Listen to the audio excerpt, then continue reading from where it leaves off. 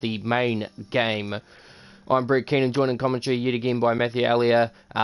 We're here at the Japanese Grand Prix in preparations for round 17 of the championship. We've only got just under four, well, we just got after this 4 races to go, and then season 2018 will conclude, and we will move into season 3. So Matt, welcome to the commentary. As usual, we've got quite an interesting lineup of drivers today. Couple new faces. Most notably, Sterling West from F3 is going to have his first race in F1. I'll get you to ready up while I run through the names of people who are joining us in F1 today. We've got Bradley Betts, who comes back from a long leave of absence to race in Force India for the remainder of the season to partner up alongside James Retief, who unfortunately couldn't make it today. We've also got Stanley, who's been quite a normal face in the championship. He'll race in place of James for today. And then we've got our new driver, Alvaro Vasquez, who joins Daniel at Ferrari. So the long anticipated wait for Alvaro to make it into the championship. He joined us 2 weeks ago, but it had an injury to his hand, which could prevent him from racing. So, Matt, your thoughts on this development with Daniel having a teammate that could possibly be faster than him? Oh, that changes everything for the constructors. It'll probably put it out of reach if he is truly faster. And, of course, we've got our usual drivers, a couple of missing faces, notably Jules Vanderbrug, unable to make it, Axel Ericsson, unable to make it. An occurring theme with John Lindberg not attending. We are pretty much fair to assume that he is probably gone for the remainder of the season, and we'll do what we can to fill that vacant Red Bull seat until such time as he can make a race.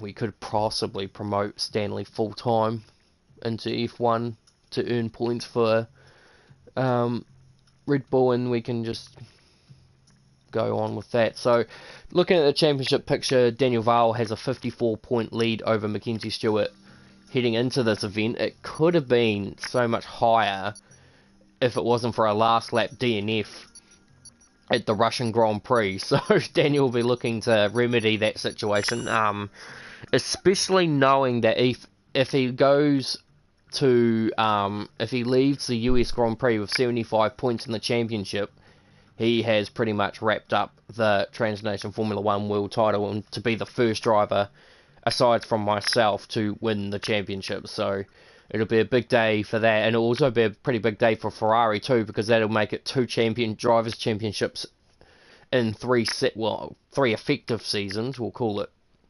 that, because the beta was still a championship, irrespective of the fact it was only 10 races. And Ferrari will look to try and jump into the Constructors' Championship glory and take that off Toro Rosso after a bit of an interesting point system rule that we had last season. Was kind of a bit weird, but 13 drivers take to the tight, twisty figure of 8 circuit known as Suzuka in Japan. Not particularly one of my favourites. Probably the same could be said for a few others, including my co-commentator here.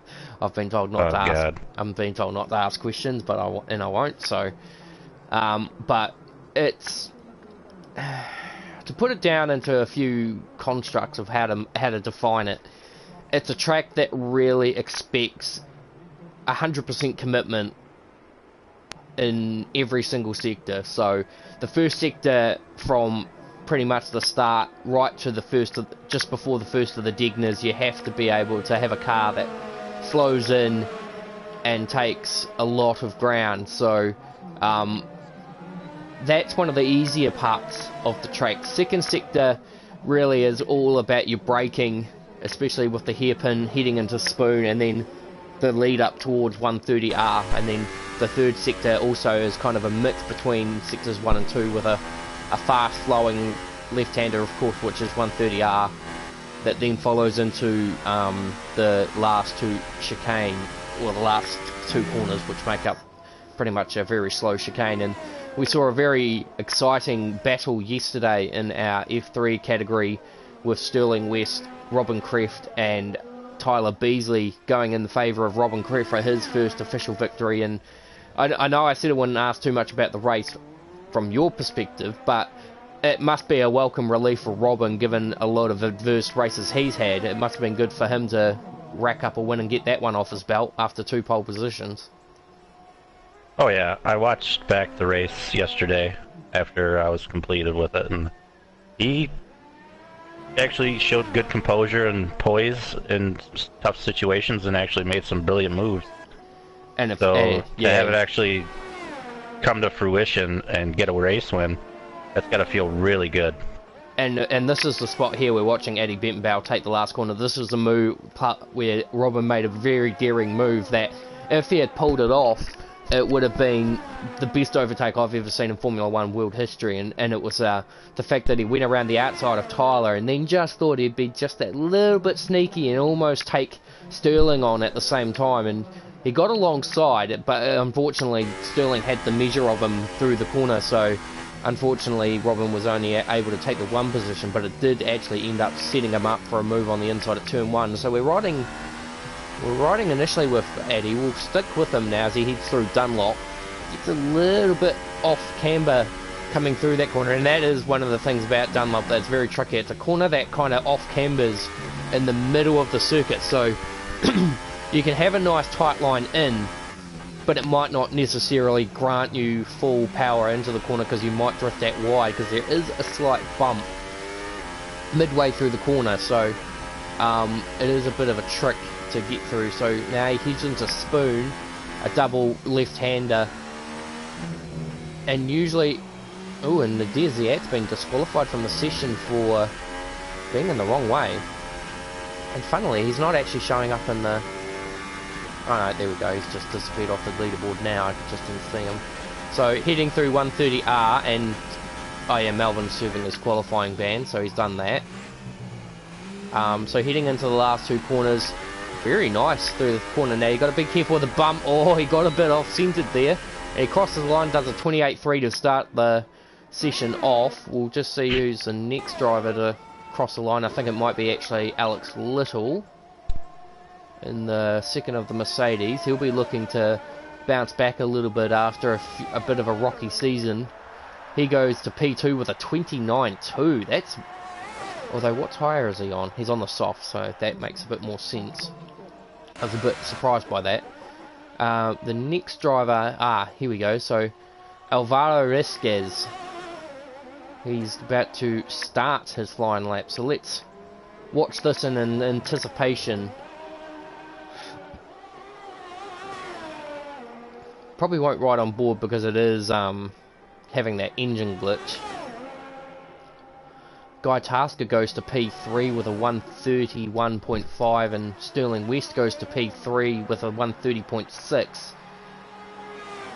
Yeah, and he's about a second slower than his previous best on the medium tyres, which was a 29 flat, and that must have been pretty hard to bear, knowing that despite Sterling's, as Daniel goes to the top of the 27.2, Sterling's time yesterday, despite crashing, was still enough to be remotely up there as Avara goes a bit wide into the tunnel. So yeah, it must have been pretty challenging to know that his 29 flat was still decent enough for a 7th place on the medium tyre, even though he couldn't correct it.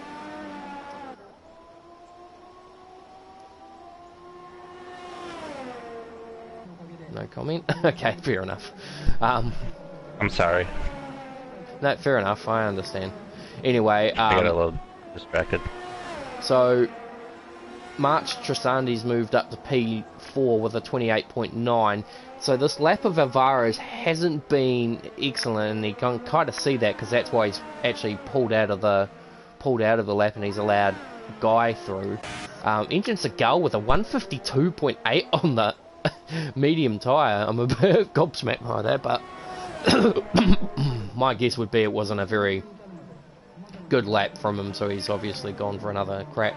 Now Guy's improved to a 29.7, on the mediums, which is a bit more representable than a 30, as he goes horrendously wide into turn 3 and turn 2, and that's going to more than likely invalidate his lap.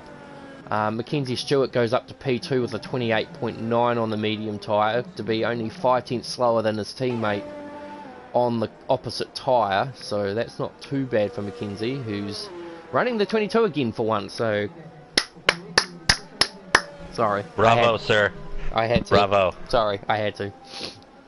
I've heard it before. I've heard Mackenzie do it to me before, so that's a bit of payback. But anyway, so be very curious to know what happened to Nadir that ended up having him disqualified from the session. And again, same story with Stanley, not gonna stand in qualifying to keep himself out of F2 clutches. Bradley Betts on track now in the number 54 Racing Point entry. We've come to know that number quite a bit over the last season or two, so it's good to see Brad back and looking as challenging as ever to try and get back onto original race winner of the first race of the season, the Australian Grand Prix. Took victory there in his first go at F1 with no assist, so he did a very good job there to hold off the thing. Gets a bit optimistic in the hairpin, that's probably ruined his lap, but I'm say he'll go on with it just to make a number, because it could still, I mean, given that you've got Sterling on a 30.6 and engine on a engine on a 52.8, I think even that mistake there will put Brad in between them at least, so it'll be an interesting telling point of what happens if he does decide to go on with this lap. So I'll just wait with anticipation. Eddie's actually improved to a 28.1. No, Brad decides he's going to pit. Okay. Anyway, that's a bit embarrassing. I'm just going to check the live feed to see what we've got. So, oh, Kenzie had a DRS failure.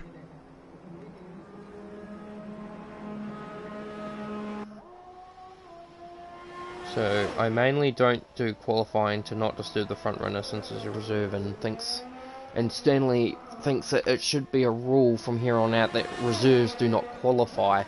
Interesting telling point. I actually kind of agree with the theory. It's not for the fact that of anything. I think it's just interesting that, yeah, if they stay out of the main fight, especially this far into the season, it does hold some bar. So we've got Alvaro now on the super soft tyre, so this will be a real test of what kind of pace we're going to see from the Spaniard, though running the Dutch flag, so I'm not really sure what to make. Although I suppose when you've got a name like Alvaro Rusquez, it's kind of not hard to ignore that unless you were born in the Netherlands from Spanish parents. But anyway, let's do a virtual board lap on board the second Ferrari. It's good to see two Ferraris back on the grid once again in the F1. So heading into turn 1, turn 2, drops into 4th gear, which is about right. Usually you kind of have a filter of 5th to 4th as he filters his way through these fast S's, keeps it in 5th gear the whole time. What about through here? He holds in 5th gear the whole time. And looks like he might be a wheel user himself. The movements of his control is very edgy on the engine there. He's probably hasn't taken the second Digma as much as he would have liked to have personally attacked that. As he goes, it's an interesting one actually. It's almost, I actually can't make sense of that one. It just looked like he didn't even attempt the corner. I mean, it could be desync on our end, I'm not 100% sure, but oh, that'll be an invalidation there. He's probably going to go for another run. Got his ERS at 0, so... Ah, he does Get too. it fully charged and try a second attempt. Maybe he's a bit like Melvin and does one extra outlap just to, so we'll just watch and no, he's coming straight back in. Interesting. Okay, maybe we won't watch him. Oh, sorry, Engine Seagal's gone to P2 with a 27.8 on the soft tyre, so the heavyweights are coming into it as Eddie now improves to a 27.4 to only be within 0.2 of Daniel. So, great job there by Eddie to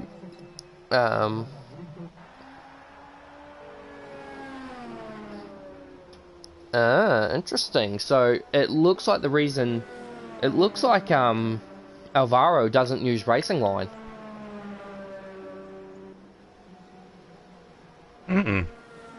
Maybe he doesn't have enough practice on this track to know how to actually take him. Well, he's requesting that not to break the meter board, so that's usually a good denominator for why they'd be asking it. So the top 10 at the... Well, actually, we don't have a top 10 just yet. So our top 8 currently is Daniel Vale from Eddie Bettenbauer. Then it's Engine Seagal. The two Mercs of... well, actually, no, sorry. Now, Alex Little and Mackenzie Stewart's been split by Bradley Betts, who now puts in a time of a 1 minute 28. But Mackenzie immediately responds with a 28.3, which puts him actually ahead of Alex now, so I'll try and get this out. So our top 9 is now Daniel Vale from Eddie Bettenbauer, Engine Seagal, Mackenzie Stewart, Alex Little, Bradley Betts, Mark Strasani, Guy Tasker, and Sterling West makes your top 9. Melvin, despite his qualifying ban, still sits at P10 from Alvaro Rasquez, Stanley Belrose, who's not electing to qualify, and then the Diaz-Ziat, who is starting at the back for being disqualified for reasons we still do not know.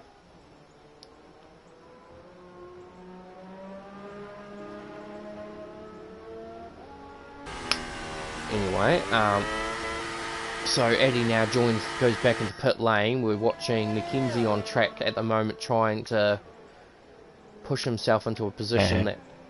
He backs out. I'm not sure. I mean, I can understand. He was pushing all the way up until Spoon and then just backed out, so... Well, the part that's getting me more so is that the top 2 have elected to run the Super Soft and the rest have run the Super Soft. Then you've got a bit of another gap between... So it's kind of split between 2 different cars. So 2 cars with the Supers, 2 cars with the Soft, 2 cars again with the Super, and then 3 on the Soft. But it doesn't look like anyone's really jumping the gun for the medium, which I suppose is fair enough given the circumstances that you wouldn't be running the medium against all those who are running the Softs and the Supers. So understandable by that regard. Guy's coming out on a set of Softs as well, so he's looking to try and improve on his 29.7. He's not much like myself and another person. This is not one of his favourite tracks either. In fact, ironically, all the circuit benefactor for this game, Axel Ericsson, not here. The one that always... I don't understand that because I had a little fun last week at your request, and it turns up that he's not here, so I'm kind of shocked. Yeah, well, it's actually quite ironic too, because he actually didn't make it to last year's Japanese Grand Prix either. So for someone who speaks so highly of the circuit and speaks down on those who doesn't, it's very ironic that he never turns up to the race. So one would suggest he's maybe just talking a game up. And Axel, if you are watching this instead of racing, shame on you, because I'm now going to kill you in sprint mode for this.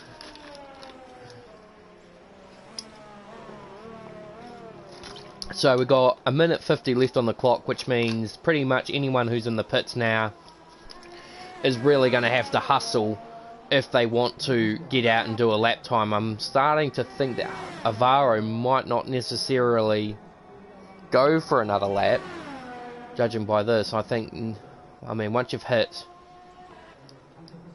yeah, so now you've pretty much hit the threshold where you're not going to be allowed back out, or the game's going to tell you that there's no point going out because you're not going to be able to make it back around to do a lap. So it looks like it's going to be P11 for Alvaro, but he'll have a free selection of tyres to use for the race, as will Melvin. Well, actually, no, not Melvin. Well, actually, yes, Melvin will too, because he hasn't actually set a time on any tyre, which means he'll have free choice, as will Nadir and Stanley. So here comes Daniel Val, as Alex, I would hope, has not retired on track, but I suppose that rule's probably gone out the window more than anything. But we're hoping that today in F2 that we don't see a pit lane glitch, which we are set to believe is coming from people retiring in the pit. So we're hoping that that bug gets resolved, because it is happening a bit more frequently than one would hope. A lot of firsts for today's this weekend's racing. The first time we'll see, well, not first, but you know, my return to Ferrari, Owen Bennett at Bradley Betts and Jay Alton returning to TNF1. The first time we see Alvaro in action. Alvaro's actually decided, irrespective of whether he's going to get a lap in or not, he's actually decided he's going to go out anyway and just get a feel for the car. So that's an interesting statement now. He's actually... Wait, actually... Is this team play? Has Alvaro... Yeah, has Alvaro... Well, I mean, it's probably a bit too late. I think Alvaro was a bit too far away for that really to play into effect, but... Here comes Daniel around the last corner. What's he going to set? He's going to set a 26.9. He sets the example. Very nice. I don't think anyone's going to really respond to that one too much. Mackenzie's on the super soft because he's going to try. But I think it's fair to say that we can... I think actually now, if Daniel takes this pole position, as Sterling has improved to a 28.8, but doesn't get this, I think Daniel will take the DHL pole position award for 2018. He's actually bought it. And Stewart pulls it in.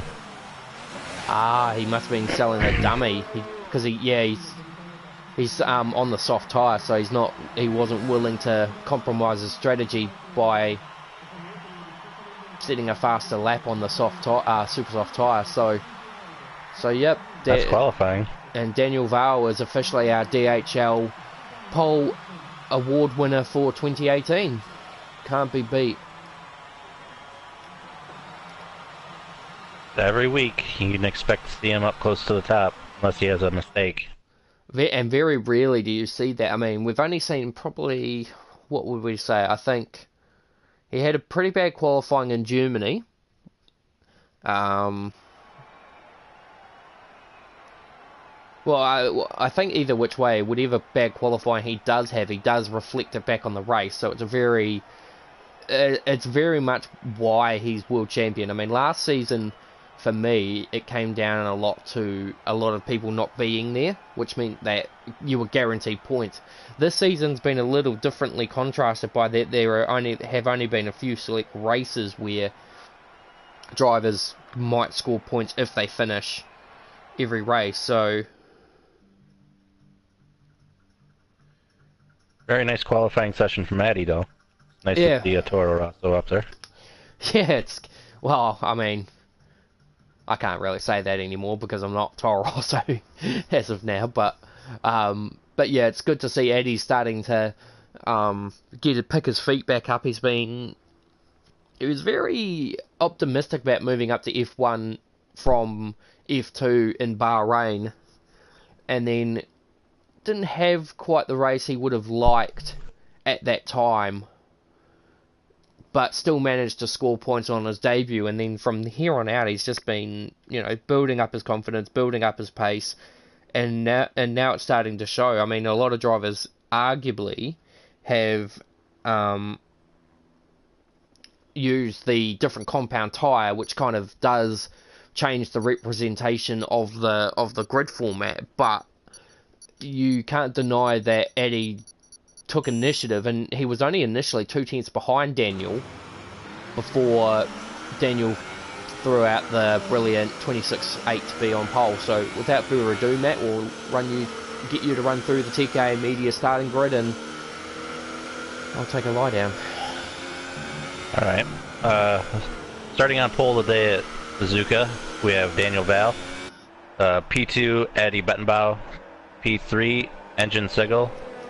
P4, Mackenzie Stewart. P5, Alex Little. P6, Bradley Betts. P7, Sterling West. You say that name with such malice. Yeah. P8, March Trisandi. P9, Guy Tasker. P10, Melvin Strabaka. P11, Alvaro Vasquez. P12, Stanley Bellaros. And P13, Nadir Ziad. Now I just noticed that someone's actually cheekily taken out one of the brake signs back in the first Degner. I'm sure those... I mean, it's hard to say who's using what. I mean, I know that there's been a big debate. Hang on, I'll just take a drink. A big debate about F1 using not using racing line and all that, and it's fair to say that there are a few drivers that have been very vocal about this. One in particular was actually one of our championship contenders, John Lindbergh, but unfortunately a lot of drivers in F1 don't use it, so they do use it, sorry. So up until season 4, racing line will be permitted, and then come season 4, when we move to F1 2019, racing line will be turned off for F1 drivers onwards. So that'll be an interesting telling point. So there'll be a lot. Next season we'll see a few rule changes and all that kind of stuff to implement a few different procedures and a few different things we've overlooked or need to change up. But then next season 4 will be our biggest uphaul yet, because of course with the new game we could see some new features or some revamped features. Definitely wouldn't mind seeing a red flag if possible. I wouldn't mind seeing less glitches either. Well, that too, but I mean you can't have everything, I suppose. Just an interesting... That's the way the gaming business goes these days, though. Just put out a game, doesn't matter if it's good or not. Well, not from the get-go. So anyway, the lights are building up. We're about to get ready for a start here for the... Oh, sorry, it's a Renault. I was just looking at that back shot. I thought, what car was that? But either way, we're away and going for the Japanese Grand Prix. A pretty good start there by Daniel and Eddie both. They're going to both fling through. We're just going to ignore the front and look at the back, because usually the back's where all the mayhem is.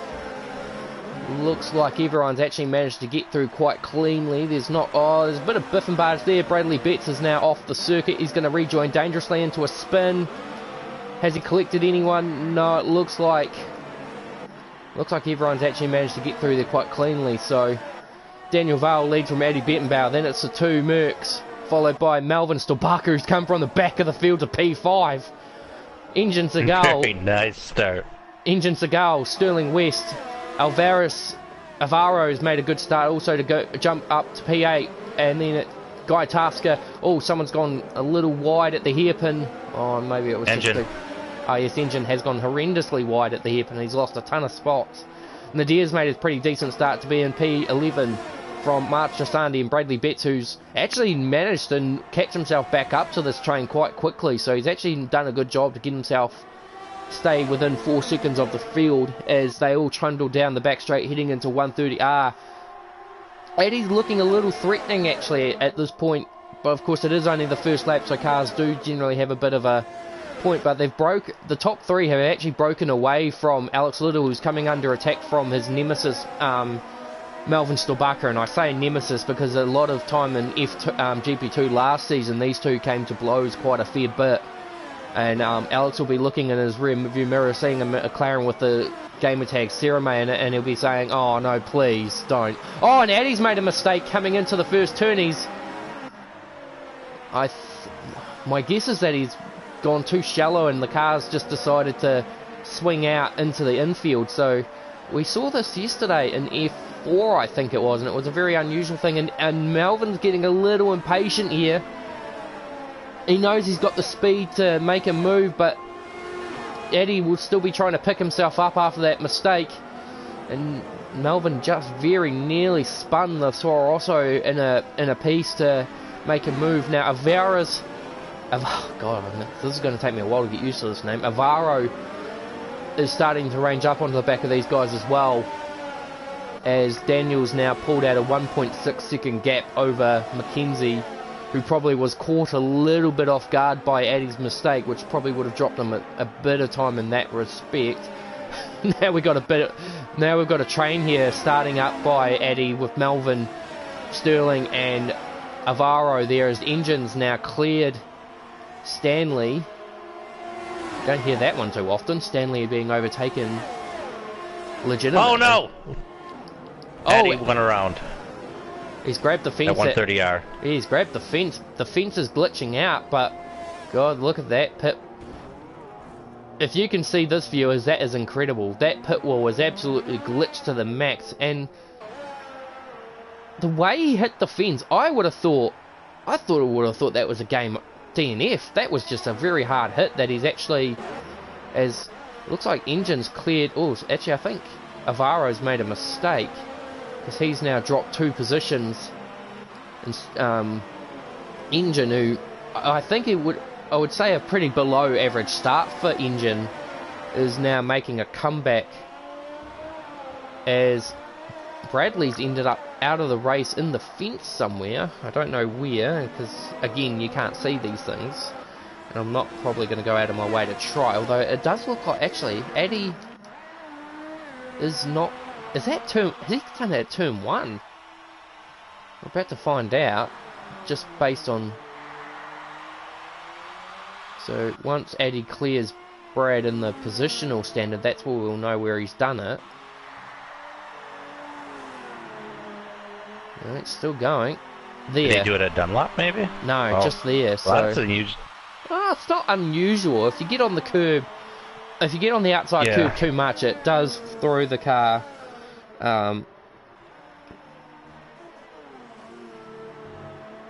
He may have just been pushing too hard trying to catch up. As Daniel Vale does the fastest lap of the race, I was just actually trying to figure out how that was possible, but he is quite a fair bit further from the field, as Sterling West has actually managed to get past Engine.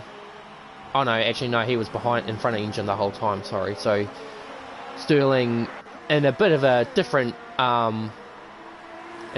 battleground than usual, so he'll be relishing the fact that he's got a few drivers now. He's got more than 3 drivers that are fast enough to challenge him, yourself included. I don't know about that. Oh, you got to stop selling yourself so short, mate. Honestly, but yeah, it looks like he's in a good combat zone at the moment, with probably arguably the fastest driver in F1, Engine Segal. Looked like he must know this, because he's had a few goes at Melvin at the moment. Melvin's been very good in his defence. But yeah, Engine's starting to really range up onto the back of Sterling. In fact, if anything, I think Sterling might. And here comes Stanley. Yeah, Stanley. And Alvaro. Yeah, Stanley's not too much out of this. Engine's thought about having one. They just both went horrendously wide at 130R. In fact, the part that probably defined it most as desync is the fact that they started to stop. So this desync can be really annoying at the best of times, especially when a battle's happening. Someone's gone off at sector 2. Is it Addy again? Well, it looks like Addy's recovering from something, as it looks like Engine has cleared Sterling in that process. And Addy's gone as well. Has he gone off in this? No, he can't have gone off. No, he must have gone off at Spoon. So that's Addy's day done. And March, who's right on the back of. There goes Melvin. Oh, careful, Melvin. You don't want to rejoin in a dangerous location. Oh, this. Ooh. He was lucky. not to have collected Guy Tasker, who is probably... Actually, what tyre is he on? He's on the super softs. No, he's on the medium still, so he mustn't have... That's interesting. I could have sworn he qualified on the softs, or maybe he didn't get that lap in. that's happened to a Guy twice now, so Guy, the only driver on the medium tyre, probably suffering from the lack of pace at this point in time because of that, so he'll come back at the end of the race, but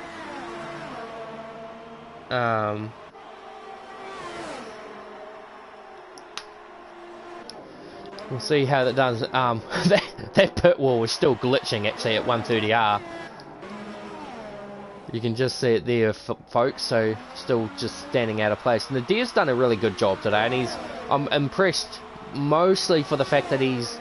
I don't want to sound harsh or mean here, but it's good to see him still in the race rather than taken out early in the piece. So he's done a good job to hang in there and actually stay remotely close to the field. He's only 2 seconds behind Alvaro, who's right up behind Stanley and Sterling, who, now that engine has cleared him, is now going to start chasing after the 2 Mercs, who are now slowly dropping the gap between themselves and Daniel Val, who's just, well, in saying that, McKenzie did just chew 2 tenths out of him in that particular area, but it doesn't look like it's anything worth being in too particular, so we'll just wait and see what kind of pace Alvaro has. He's not doing too bad. He's had a few little errors, but as far as it goes, it looks like he's doing a reasonably good job. Now, one thing we know, and you can vouch for me on this one based on the Italy Grand Prix basis, is that Daniel really knows how to look after his tyres. Oh, most definitely. And I know people are shocked by that, how he can keep such good pace and not waste his tires. And he's just probably the best in F1 at it. I mean, Alex is good at watching his tires, but just doesn't have the same pace. And that's the thing that kind of compounds the thing. Now, Stanley's just come in from the pits. He did actually... Oh, no. Oh, okay. Oh, don't scare me like that, Stanley, please. He tried to make a move on Sterling, but then got quite a nasty hip and shoulder out of that corner, so I don't know whether Stanley's changing his tune or to a different strategy, as Alvaro now gets a time penalty for corner cutting. I'll just see something's just been thrown out.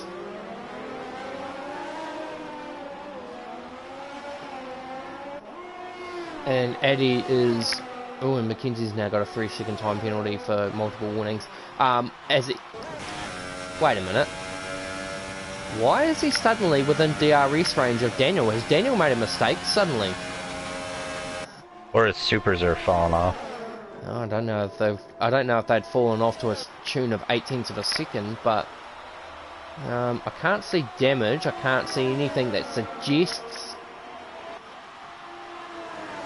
Yeah, I think he's probably just made a mistake, as Mackenzie's going to actually size this move up. Daniel will go defensive as a result, though not defensive enough. If I was in Mackenzie's shoes, I probably would have actually shown the nose a little bit there, because Daniel didn't defend quite enough to really be defensive in that manner. I mean, the move probably could have ended ugly if it did carry through, but, you know, you show the nose, kind of scare your opponent into thinking you're actually committing, and then 90% of the time they actually drift out wide to give you the space, so I don't know what to think of that, but I'll let it go in this regard as we just wait to see something, as Mackenzie's actually sent it, and he's going to get the drive, but is he going to hold the ground there to make the move done? No, he's not, because Daniel's going to have the inside, and he's going to do the normal routine of shut the door, and yeah, job done. So Mackenzie has to try again, but He's definitely got the better run out of Spoon, which will set him up better for the run on the outside. Daniel's going to... Oh, Mackenzie, don't. Mackenzie, don't. You actually were going to go for it. That was crazy. I mean, I've understood it from a basis that when it comes to Daniel Vale with his sheer pace and speed... Oh! Oh! Daniel's been collected by Mackenzie! That's a huge upset.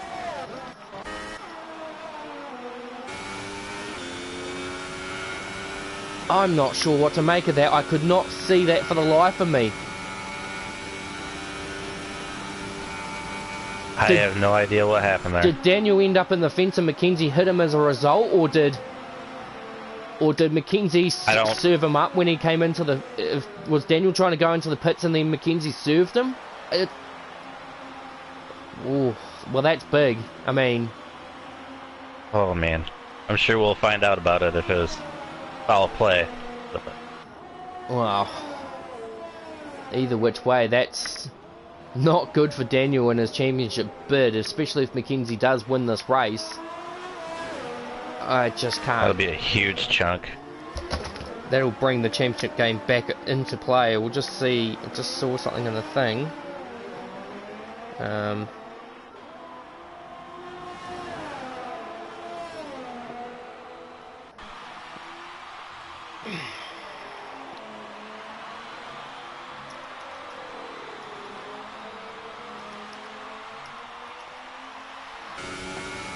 Just going to grab some information on that. That's just...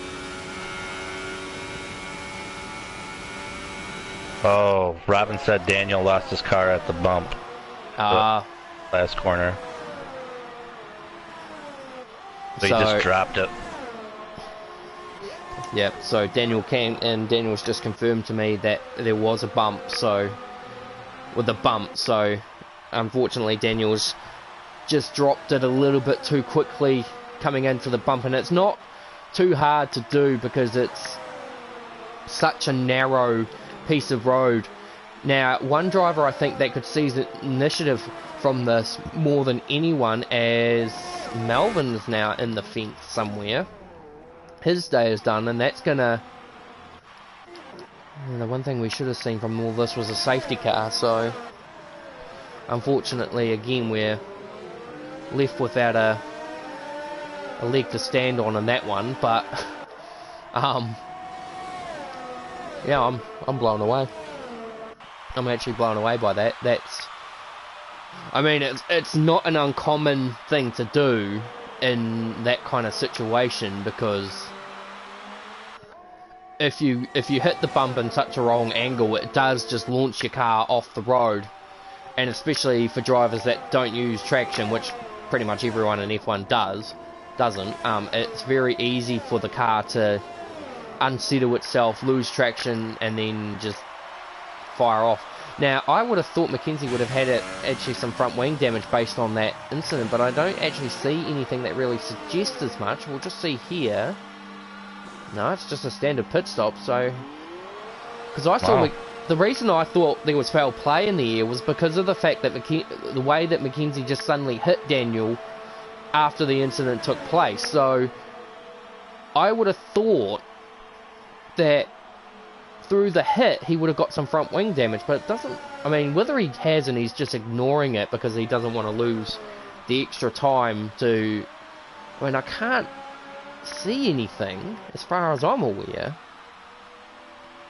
So I'm not sure really what to make of that, but that's a very big thing. And through all this, Nadir Ziyech currently in P3. He'll be enjoying that one. He is a bit out of sequence compared to the rest of the field, because looks like Sterling and Avaro have also come in during that time. Someone's gone off at Sector 1. It's Stanley. Stanley's made a mistake through the thing. He's going to need to be careful here not to rejoin in front of March, which he has done brilliantly.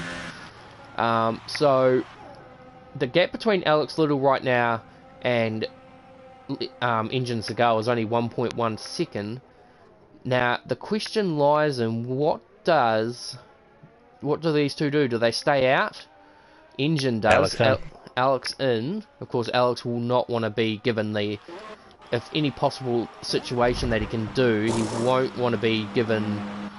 lose too much ground to Mackenzie. So Mackenzie's coming through the last two turns now, and Alex is just coming down the pit straight now. So Mackenzie... Oh, it could... Alex still does have to get up to speed. Mackenzie, it's not a beneficial... I mean, it's not really... It doesn't look very beneficial. But as far as... the gap is about the same. Yeah, so it looks like the... Because I kind of noticed yesterday with F3 that... Tyler, who did the overcut on Robin, was actually able to successfully do the overcut, which meant that he was able to jump Robin in the pit stop.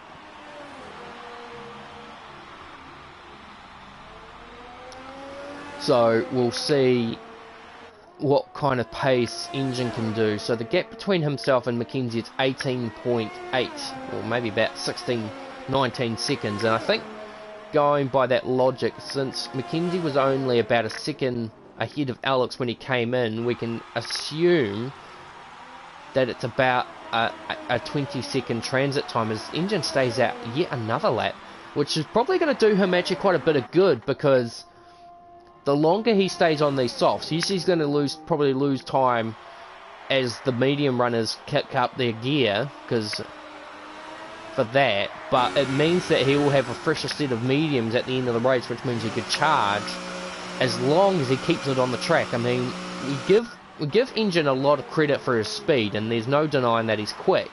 It's just that he's always had this nasty habit of throwing a race result away by being too aggressive. And whether that comes down to it being a controller thing or a driver preference thing, it's hard to say. But right now, he's in a box seat where he could get his first win of the season, after giving us a lot of incentive to think he would be one of the among top contenders of F1 based on his pace in F3 and F4 in the last few times that he was racing there. So we want to see...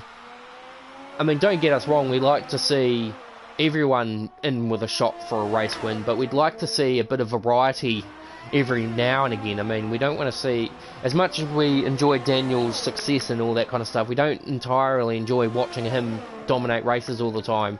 We don't want to see drivers like Mackenzie or Alex or John winning all the time. We want to see a bit of spice and a bit of variety as Engine stays out yet another lap. He's really trying to push the strategy out. I wonder if he's trying to push it so that he could actually end up jumping onto a set of super softs at the end. That would change the ball game quite extensively, only on the basis if Mackenzie doesn't chew too much more time into his gap at the moment. It's currently 18.7 seconds, so it's jumping to and fro, so it's not completely... It's holding pat pretty good, so... He's obviously looking after his tyres quite well, as Guy Tasker's now in. Sterling does the fastest lap of the race on the medium tyre as well, so Sterling's showing some pretty good pace.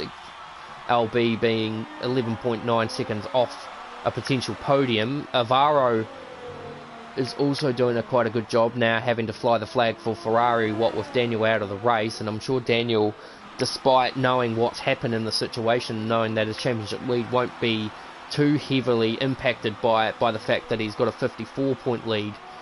Although, in saying that, he'll be now wishing he had just elected to finish third in that race in Russia, because a 54-point lead is going to be a 39-point lead, I think. So, if you took 25 away from 55, you'd get 30. So, yeah, it'll be a 29-point deficit Mackenzie would have to chase in the next 3 races. So, although that's only on the basis if Mackenzie can win the race. So now, Engine has stayed out yet another lap. The gap has chopped a little bit from 18.7 to 18.1. So he's not even though he's losing time, it's not too over the top as someone's gone off at sector 2. Manly again. Must have been a bit too far along for me to see it, so...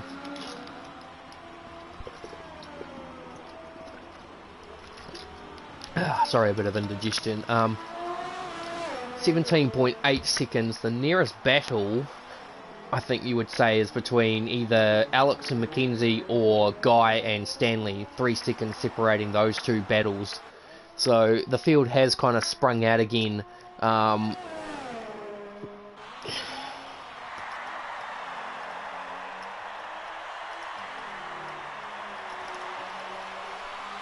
think Mackenzie's tires are finally getting good because he's chopping into the time pretty well.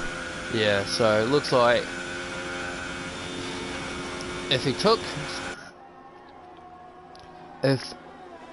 Engine could take 15 laps into a set of softs, I mean, sure, he's staying out again.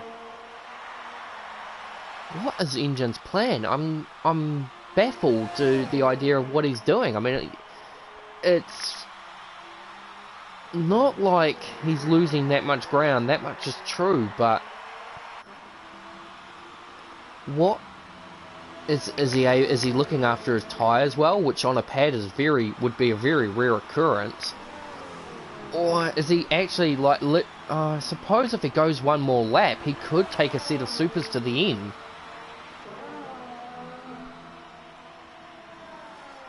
But is he willing to throw that much?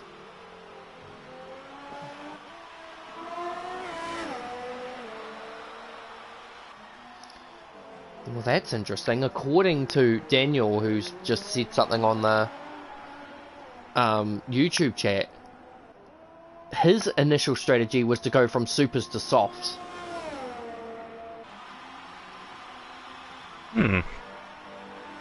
So Engine's going for the reverse strategy of going from soft to supers, but I don't know if I wouldn't think that's a very quick strategy, because he's lost almost 2 seconds in this lap alone based on the numbers. But yeah, I mean, I know he's going to get it back when he goes onto the supers, but you're only going to have such a limited amount of laps to do it, so I'm not really sure if this strategy is going to work. He's coming in now.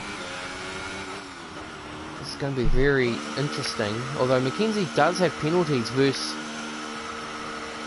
I think Engine doesn't have any at all, so the gap was 16 seconds when Engine came in. What's the gap going to be now? So Mackenzie's just overtaken him now. Alex will now clear him, so although not by much. So the gap between Alex and Engine is actually almost somewhat stable, but of course Engine's now going to be on these faster super softs, so there is a bit of a counter argument to the situation though, and that's in the fact that the medium tyre at this point of time is only just starting to get into its comfort zone, so there is going to be a bit of resistance as he actually now gets a 3-second time penalty. He's done. He didn't even try to make the corner then. Unbelievable. Okay. That moves Sterling up to 3rd. Nice podium in his F1 debut. And Alvaro, who's going to move up to position 4 as well. So from the back of the field, I'm lost for words. Absolutely lost for words. So that moves Nadir up to 5th. So a nice run from Nadir today too. He's got Guy creeping up on him as well, so you could see a change position, but either which way for Nadir, this will be a season best for him. I'm blown away by it. I mean,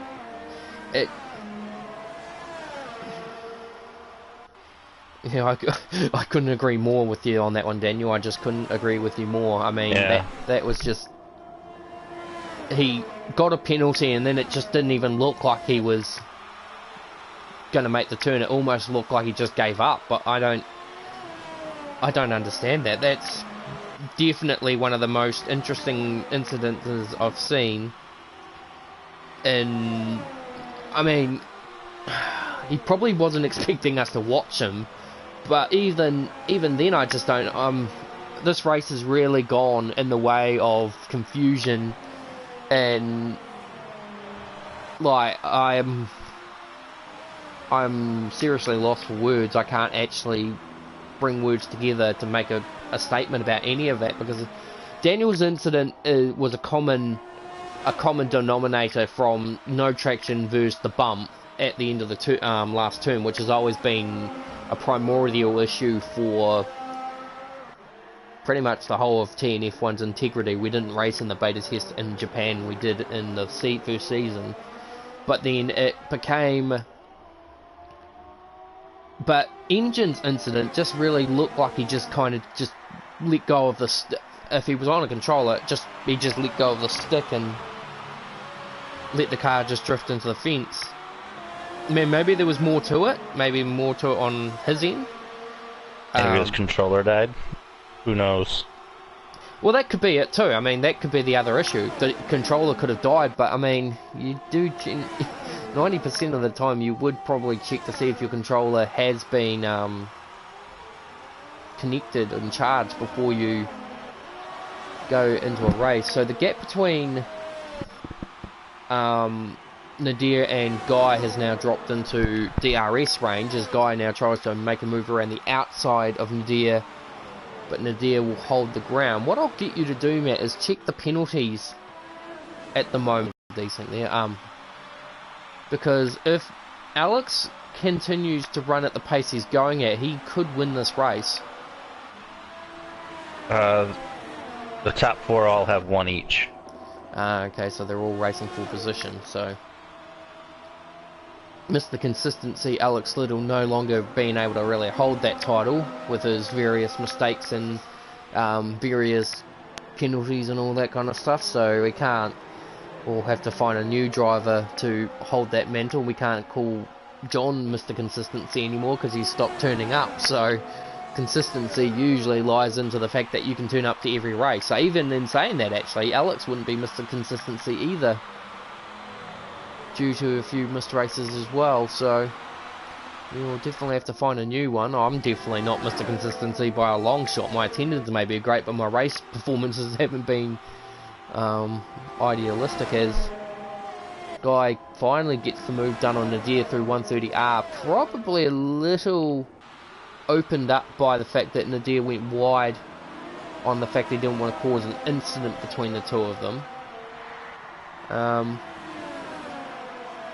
And Mackenzie now with another penalty, which means now he has to stay within 3 seconds, and that's at the moment not an issue, but Alex has been known to know when people get penalties and then kind of apply pressure, but at the moment he's actually, if not losing ground, he'll know that he'll have another penalty, but he won't want to do anything that pushes him into getting another one himself. So, I mean, so Matt, we know Alex won't just sit back. He's going to fight for the position too. Oh, he won't.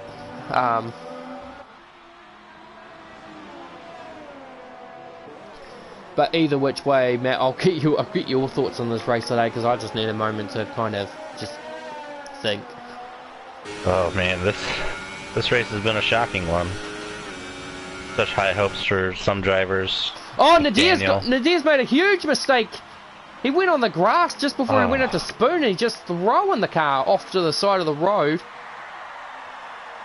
He's gathered it up, and he's definitely going to not lose any positions, because, as you say, Stanley's a reserve, so there's no points in it for Stanley, so P6 will still be a good result. But yeah, sorry to interrupt you there. Yeah, I just saw him on the grass, and then just the car just threw itself off the circuit. As Bradley's left the session after watching the race for 20 laps. So the gap between Mackenzie and Alex is now 3.9 seconds, so it doesn't look like Alex is ready yet to make him a stand, but I would have thought with one extra lap tyre pace, I would have thought he would have been pushing a bit more just to get into that 3-second window. Yeah, I'd want to stay as close to the 3-second window as possible. Unless he's banking on Mackenzie doing it again. Yeah, carry on. Because if you make a mistake, that gives you a little leeway. Like if you just get a little tank slapper or something. Stay within the 3 seconds, that way you're closer to the 3 seconds. If you want to, you don't have to fight back as far. Check the race director and see how many warnings Alex has, because if Alex has at least one warning, he'll know that he'll be able to have at least one token where he can kind of throw the car into the corner a bit more aggressively and make the ground he has only 3 warnings so far, which one of them was for the penalty. So he can actually do it twice. Yeah, so he's got 2 tokens basically. I mean, you're not going to openly corner cut a corner just to make a ground up, because that's usually the breeding ground for an instant penalty. But he has the ability to, like, here through the Degner is one particular spot where you can use a bit of aggression to make up some ground. You could probably do Spoon. Well, Spoon is in an indefinite location where you can make some ground, because if anything, if you don't go out too wide, which then encourages complete track extending. So if you watch Alex now, he could almost take that bit onto the green AstroTurf and then fire it through, which would actually give him such a better run through the through 130R and make some ground. He's lost a heap of ground at the moment to the tune of 4.4 seconds as that wall keeps spazzing out off to the left hand side. I would have thought Alvaro would have been more on the attack on Sterling. If anything, he's dropped back quite a fair bit. Guy could actually potentially grab him at the end of the race if he keeps pushing as much as he is. So it's hard to say right now what's going to happen, because there's so much going on. Yeah, there's so much going around at the moment, but we'll see in due course what happens with everything in play. So 4.4 seconds the gap between Guy and Alvaro, with Mackenzie now opening his gap to 5.2 seconds. Alex will now be hoping that Mackenzie overdoes and gets another one. But even then, at that point, Mackenzie's almost got enough of a gap right now to kind of push to make that 6 seconds a thing. So, as Nadir, Alex did track extend a little bit, so I was a bit jumpy on the idea that he got a penalty for that one. But no, it looks like it was just Nadir happening to get a penalty at the same exact time that Alex was caught track extending. So,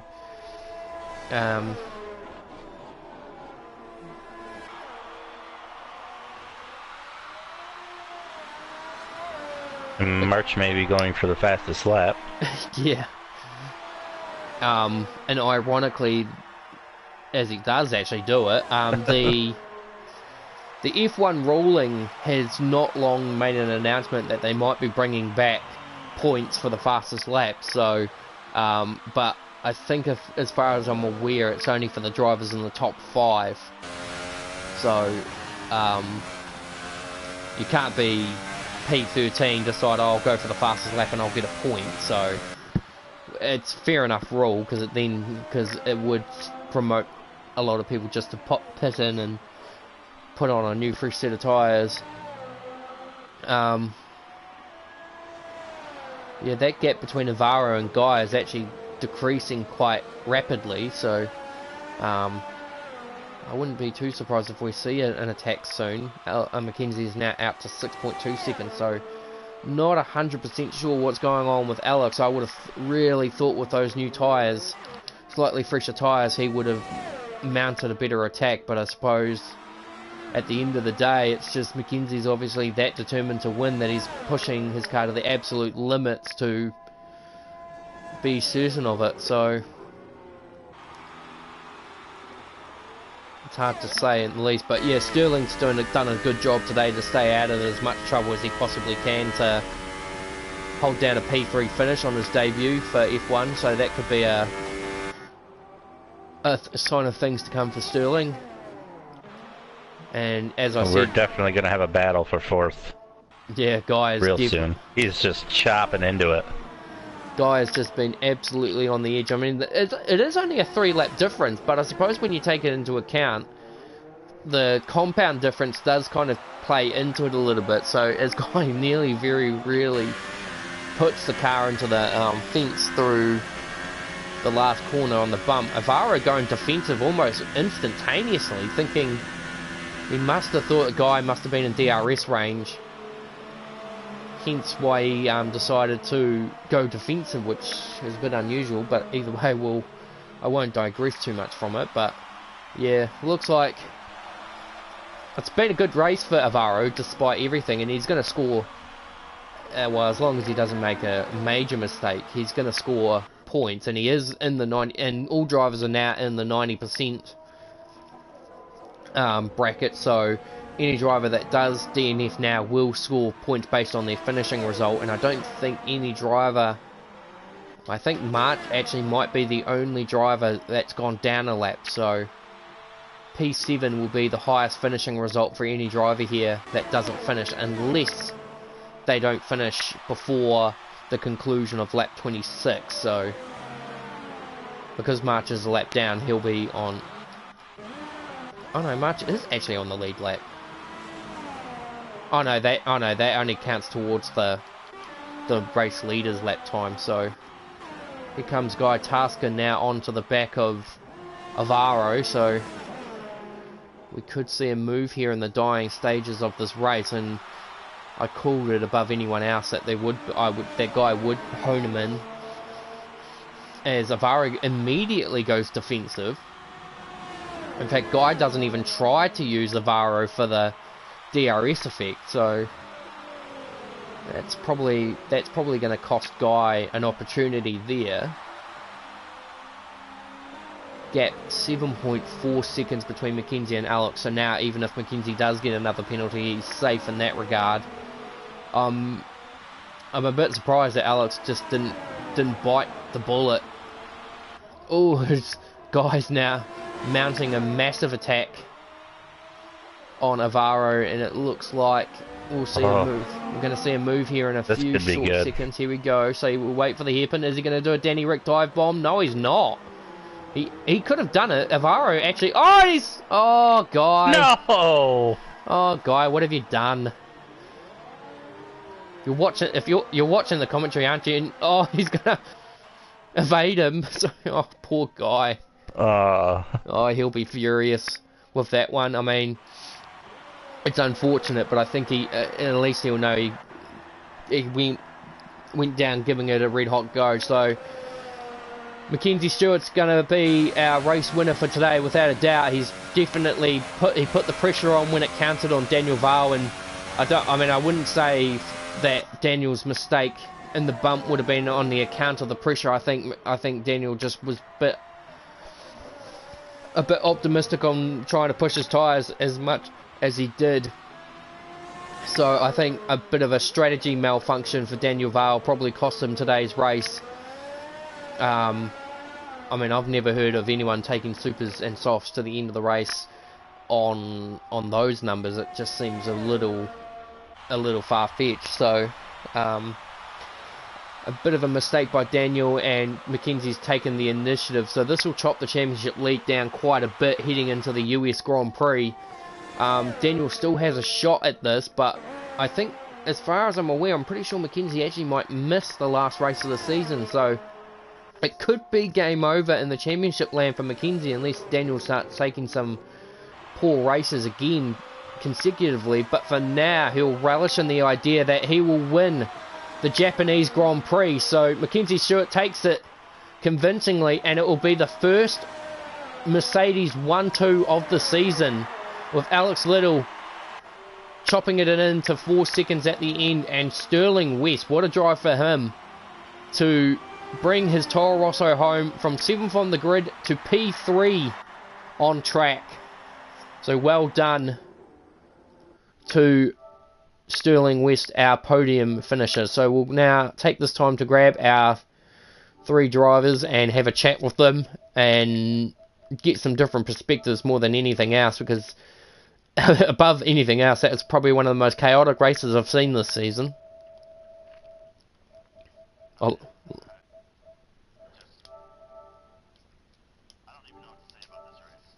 Yeah, it's one of those more interesting ones, as Guy actually managed to get ahead of Stanley at the end. I don't know whether Stanley gave the spot up or there was penalties in play for that, but Nadir Ziyat will also take his career best finish of P6 today. So we've got Alex Little here for P2. Mackenzie's just joined us. We'll grab Mackenzie first. So Mackenzie, congratulations, another race win to your belt. One of the more interesting races. I'm actually a little surprised that you actually survived that incident with Daniel. It was quite scary behind him when that happened. I don't know what happened. I think he just lost the rear end on worn tires, and he just drove into the fence. I was lucky I didn't hit him on. I think there might have been a little bit of desync there when I did hit him, because I did hit him, but no damage though. But congrats to Alex on the P2. Good, it was a good 1-2 for the championship, and we'll head in the USA knowing that we're only a couple of points away from being within a race win of the championship lead. So unfortunate for Daniel, but that's just how the cookie crumbles. And we'll go in the USA. Hopefully be as strong as we were today. Well, it definitely was a strong result for that. Well, thanks for your time, Mackenzie. Alex Little, P2, Mercedes 1-2. I think it's the first 1-2 for the season for you guys. I'm a bit mystified by your pace at the end of the race. You probably had the incentive of knowing that Mackenzie had a handful of penalties to go through, but you never really mounted a charge on him. I just didn't really have the pace today. The pace just wasn't there for myself, and just bringing it at home, not really trying too hard. When I found out that the Legion Gamer or Adrian had his monumental crash, I kind of just went into cruise control because I know I didn't have the pace to catch up to him. He told me he had a 6-second time penalty, but I just couldn't get under the 3 seconds. So I decided bring the car home. Don't push at a 12-second gap to Raikkonen, and just bring her home. Just simple as that, keeping out of the barriers, and job done. P2. I wouldn't call the crash monumental. It's certainly a very unusual incident. One we're suspecting that his controller died. But either which way, it's a good result for you guys. I did see Daniel's crash, and that was all I saw was him wiping out right into the fence. I'm pretty sure that there is a bump, and you've hit that bump at the wrong angle. You really upset the balance of the car, so I think he probably just hit that bump and just caused his car to spit out. Yeah, he's reaffirmed that to us. That the controller died. No, the Daniel's tire situation mixed with the bump, he just lost it. Yeah, we saw a perspective that kind of looked a bit damning on Mackenzie's end, but it looks like Daniel was able to quickly reconfirm that for us. So thanks for your time, Alex. We'll see you in USA. Sterling, can you read us? We won't actually. Oh, no, you won't actually. No, that's right. Sterling, can you hear us?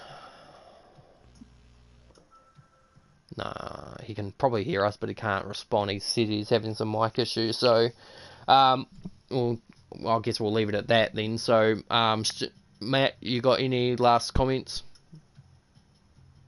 Just a shocking race. Didn't expect to see what happened, but maybe next week we'll have a more conventional race, let's say.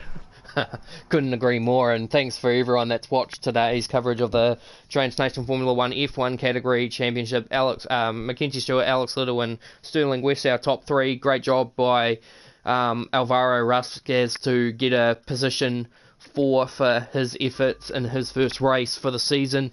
Commiserations to Guy Tasker, who went for the win it or bin it attitude and racked up a P5, and Nadir Ziyech, career best finish of P6. So well done to Nadir, and thanks for viewing, guys, and we'll see you next weekend at the US Grand Prix, apart from Alex, apparently.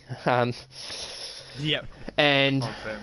of course, don't forget to tune in to F2, which is in just over 2 hours' time, with Mackenzie Stewart and maybe Guy Tasker. We'll find that one out later. It's usually the biggest surprise of the weekend. Thanks for your viewing, and we'll see you in US.